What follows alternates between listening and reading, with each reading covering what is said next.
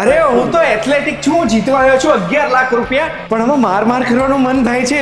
આજે તમે કહેતા હતા એડિક્ટિવ, હવે મને ખબર પડી ગયા કેમ એડિક્ટિવ છે. માહીને હું હરાઈ દઈશ. અમે હર વખતે જ્યારે બી આપણે કોચિંગ શરૂ કરીએ તો first we give free hand કે તમે તમારા હિસાબે મારો. અમે સમજીએ કે શું મિસ્ટેક્સ તમારી થાય છે, દેન વી કરેક્ટ ઇટ. આમાં આપણે ક્રિકેટની જેમ કંઈ કોપી બુક સ્ટાઇલ કે એવું કંઈ નથી. તમને કમ્ફર્ટેબલ હોવું જોઈએ. જેમ સૌથી ઇઝી છે 2 ફિંગર્સ એન્ડ 1 થમ્બ. આનાથી રીઝન શું છે કે આ 2 આંગળીથી જ પકડેલું છે. એક ફિંગરથી તમે એને હજી જરા સ્ટેડીનેસ આપો છો ડાર્ટને.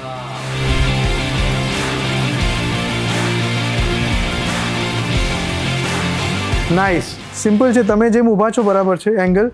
થોડુંક શું લીન તમારું બોડી ફોરવર્ડ કરશો તો તમારું બોડી છે ને લોક થઈ જશે એક પગ ઉપર. એટલું બધું લીન નહીં કરવાનું કે બોડી ડિસબેલેન્સ થાય, રાઈટ? નો. પછી છે ને તમે પિનને સ્ટ્રેટ રાખશો, આમ થોડુંક એંગલ આમ સામેની સાઈડ બનાવી રાખો. જસ્ટ આને પુલ અને પુશ. તમે જો આમ સાઈડથી રમો છો ને તો તમારી આ જે લાઇનની ટ્રેજેક્ટરી છે, તમારું એલ્બો, તમારો હાથ, આ બધું છે ને તમારી આઈસાઇટની સાઈડ થઈ જાય છે. We are talking here about hand eye coordination. તો આ હેન્ડ આઈ કોર્ડિનેશન માટે તમારો આ એંગલ ક્રિએટ થવો બહુ ઇમ્પોર્ટન્ટ છે. આ એંગલ ક્રિએટ થયા પછી just pull push with the wrist.